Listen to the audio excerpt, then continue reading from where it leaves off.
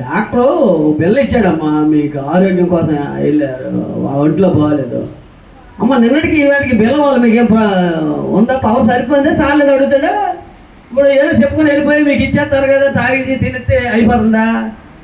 సోదరులు చెప్పండి అదేగా. ఇప్పుడు మీకు ఆ మార్పు వస్తుందా, వచ్చిందా? దేవుని స్తోత్రం హల్లెలూయా.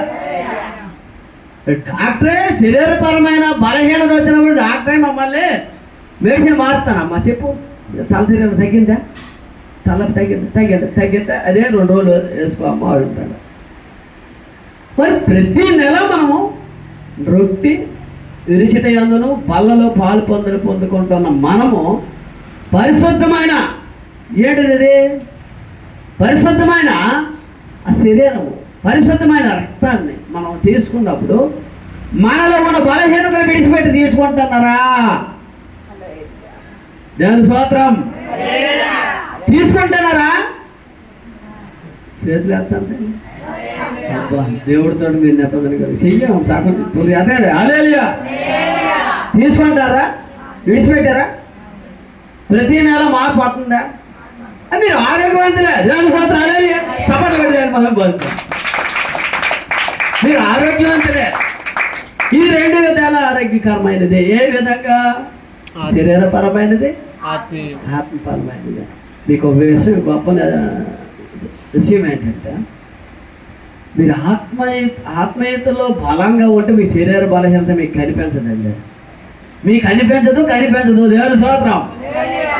ఇప్పుడు ఆత్మీయతలో మీరు బలంగా లేకపోతేనే శరీర బలహీనత అనిపిస్తుంది.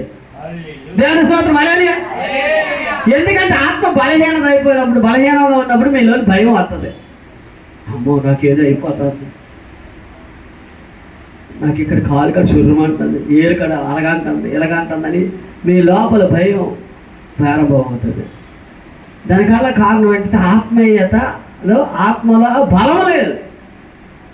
ఆత్మలో బలం లేదు. ఆత్మలో మీరు బలంగా ఉంటే శరీరముగా మీకు కనిపించదు 2 మాత్రం అది సత్యము. ఎందుకంటే బలమైన దేవుడు నీలో ఉంటే నీ శక్తి శరీరానికి వస్తుందండి. బలం దేవుడి దగ్గర నుంచే వస్తుంది. దేవుడు నీలో ఉన్నాడు కనుక. దేవుని స్తోత్రం. చాలా జాగ్రత్తగా దేవుడి సన్నిధిలో చాలా జాగ్రత్తగా.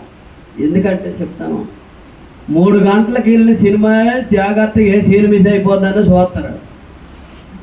కానీ 3 గంటలకు, 1.5, 2 గంటలు దేవుడి సన్నిధిలో చాలా జాగ్రత్తగా మనం ఉండాలి. మన ప్రవర్తన సరిగా ఉన్నదా, మన ఆలోచన సరిగా ఉన్నదా, మన ఉద్దేశం సరిగా ఉన్నదా, ఆ చూపులు సరిగా ఉన్నాయా, ఆలోచన ఎలాగ ఉన్నది, మన దేహ ప్రాణ ఆత్మలు దేవుడి చేతుల్లోనూ ఉన్నాయా?